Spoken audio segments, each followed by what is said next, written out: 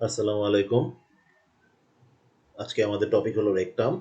আমাদের সামনে রেসিডেন্সি এবং এফসিপিএস পার্ট 1 পরীক্ষার জন্য রেকটাম থেকে যে জিনিসগুলো ইম্পর্টেন্ট আমরা শুধুমাত্র সেই জিনিসগুলোই আজকের ভিডিওতে কভার করব। সো শুরু করা যাক। রেকটাম জিনিসটা কি? রেকটাম হলো লার্জ ইন্টেস্টাইনের distal part. It is the distal part of the large intestine between sigmoid colon and anal canal. রেকটামের লেন্থ কত এটা আমাদের মনে রাখতে হবে। 12 centimetre in length. It is situated in the posterior part of the lesser pelvis in front of the lower three pieces of the sacrum and coccyx and behind the urinary bladder in male and uterus in female.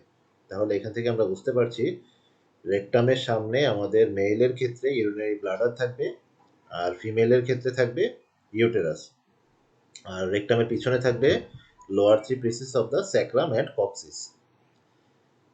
The rectum begins as a continuation of the sigmoid colon in front of the third sacral vertebra and become continuous with the anal canal about 2 to 3 cm in front and a little below the tip of the coccyx.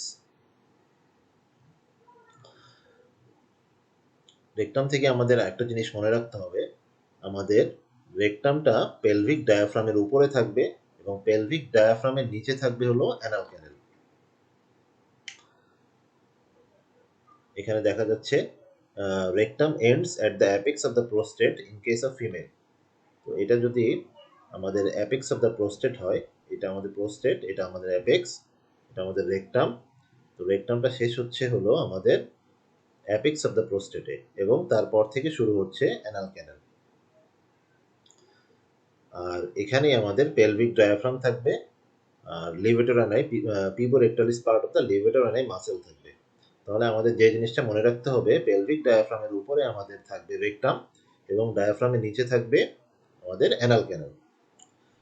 এখান থেকে যে জিনিসটা খুবই important সেটা হলো এই নিচের লাইনটা, rectum has no mesentery, no taenia, haustration, sacculation and appendices epiploicae. আমাদেরকে এই লাইনটা মনে রাখতে হবে যে রেকটামে কোনো মেসেন্ট্রি নাই, টিনিয়া কোলাই, হস্টেশন অ্যান্ড অ্যাপেন্ডিসিস এপিপ্লয়িকা এগুলো নাই. রেকটামের ডিরেকশন কোন দিকে? আপার থার্ডে rectum is directed downwards and backwards, middle third rectum directed vertically downward and lower third rectum is directed downward and forward. তাহলে এখানে আমরা যে ছবিটা দেখতে পাচ্ছি সেখান থেকে আমরা রেকটামের ডিরেকশনটা বুঝতে পারবো. আপার থার্ডে হলো ডাউনওয়ার্ডস অ্যান্ড ব্যাকওয়ার্ডস, মিডল থার্ডে ভার্টিক্যাল থাকবে অ্যান্ড লোয়ার থার্ডে ডাউনওয়ার্ডস অ্যান্ড ফরওয়ার্ডস. এক্সামে পেরিটোনিয়াল রিলেশনটা আমাদের খুবই ইম্পর্টেন্ট. রেকটামের কোন অংশে পেরিটোনিয়াম থাকে এবং কোন অংশে পেরিটোনিয়াম থাকে না. এক্সামে স্টেমে এই জিনিসটা বা এই কোয়েশ্চেনটা অনেকবার এসেছে. রেকটামের আপার ওয়ান থার্ডে আমাদের সামনে এবং সাইডে দুই সাইডেই আমাদের পেরিটোনিয়াম কভার করে থাকবে. Upper one third of the rectum is covered with the peritoneum on the front and sides. Middle one থার্ডে rectum is covered with the peritoneum only on the front. মিডিলে থাকবে শুধুমাত্র সামনে, আর লোয়ার ওয়ান থার্ডে আমাদের কোনো peritoneum থাকবে না. সব থেকে মোস্ট ইম্পর্টেন্ট যে জিনিসটা আমাদের রেকটাম থেকে পড়তে হবে, আমাদের রেকটামের relation, anterior relation and posterior relation. এই জিনিসটা আমাদের একদম মুখস্থ করে রাখতে হবে. অ্যান্টেরিয়র রিলেশনের ক্ষেত্রে upper two third and lower one third, এখানে রিলেশন দুই রকম, আপার টু থার্ডে একরকম, লোয়ার ওয়ান থার্ডে একরকম. মেলদের ক্ষেত্রে একরকম, ফিমেলদের ক্ষেত্রে একরকম. তাহলে আমরা এই বক্সটা দেখি. Upper two third of the rectum, এখানে আমাদের মেলদের ক্ষেত্রে থাকবে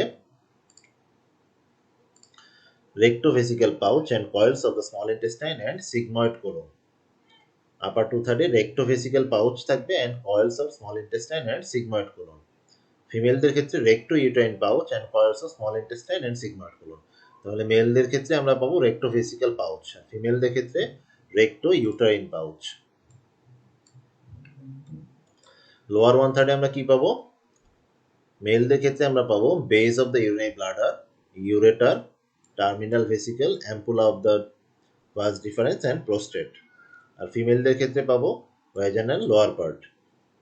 আমরা যদি এই ছবিটা দেখি তাহলে এখানে আমাদের মেলদের ক্ষেত্রে যে রিলেশন সেটা দেখানো হয়েছে। রেকটামের সামনে আমরা পাচ্ছি আপার 2/3 রেক্টোভেসিক্যাল পাউচ, আর লোয়ার 1/3 আমরা পাচ্ছি base of the urinary bladder, ureter, seminal vesicle, ampulla of the vas deferens and prostate. এখন posterior relation. Posterior relation male and ফিমেলদের ক্ষেত্রে একই রকম। পোস্টেরিয়র রিলেশন আমরা দুইভাবে পড়ব, একটা হলো মিড লাইনে আর একটা হলো মিড লাইনের দুই সাইডে। মিড লাইনে আমরা কি কি পাবো? মিড লাইনে আমরা পাবো হলো lower three pieces of the sacrum, coccyx, anococcygeal raphe, ganglion impar, medial sacral vessel, superior rectal artery and fascia of ওয়ার্ল্ডের। আমরা যদি এই ছবিটা দেখি তাহলে এই যে মিড লাইন, এটা হলো মিড লাইন। মিড লাইনে আমরা পাচ্ছি মিডিয়ান স্যাক্রাল ভেসেল, এরপরে lower three pieces of the sacrum, ganglion impar, coccyx, anococcygeal raphe. আর দুই সাইডে আমরা পাবো, মিড লাইনের দুই সাইডে আমরা পাবো হলো sympathetic chain, lateral sacral vessel, piriformis muscle পাবো, anterior primary rami of sacral 3, 4, 5, coccygeus muscle, pelvic splanchnic nerve পাবো, কক্সিজিয়াল নার্ভ পাবো, লিভেটর অ্যানাই মাসেল পাবো। তাহলে আমাদের মিড লাইনের দুই সাইডে পাবো piriformis, coccygeus and levator ani muscle, sympathetic chain পাবো, anterior primary rami of the sacral 3, 4, 5 and coccygeal nerve পাবো, pelvic splanchnic nerve পাবো আর lateral sacral vessel পাবো। আমাদেরকে এই ছবি দুটো মুখস্থ করে ফেলতে হবে। তাহলে আমাদের মিড লাইনে আমরা কি কি পাই? Lower three pieces of the sacrum, coccyx, anococcygeal raphe, ganglion impar, median sacral vessel, superior rectal artery পাবো আর হলো ফাসা অফ ওয়ার্ল্ডের পাবো। আর সাইডে পাবো হলো piriformis, coccygeus and levator ani muscle, তিনটা মাসেল পাবো, piriformis, coccygeus muscle and levator ani muscle. সাথে আমরা নার্ভ পাবো কি কি? Anterior primary rami of the sacral 3, 4, 5 and coccygeal nerve, সাথে পেলভিক স্প্ল্যাঞ্চিক নার্ভ পাবো। তাহলে এই গেল আমাদের রিলেশন। রিলেশনের পরে আমাদের যে জিনিসটা করতে হবে সেটা হলো পার্মানেন্ট ফোল্ডস অফ রেকটাম বা ফোল্ডস অফ রেকটাম বা হাউস্টোনস ভালভ। এগুলো কি জিনিস? Permanent folds R semilunar transverse folds situated against the concavities of the lateral curvature of the rectum. They are found by reduplication of the mucous membrane containing submucous tissue and thickening of the circular smooth muscles of the rectal wall. They are permanent and become more prominent when rectum is distended. According to Houston, there are 4 in number and numbered from above downwards. তাহলে আমাদের মনে রাখতে হবে হাউস্টনস valve বা permanent fold রেকটামের ক্ষেত্রে কয়টা? 4টা।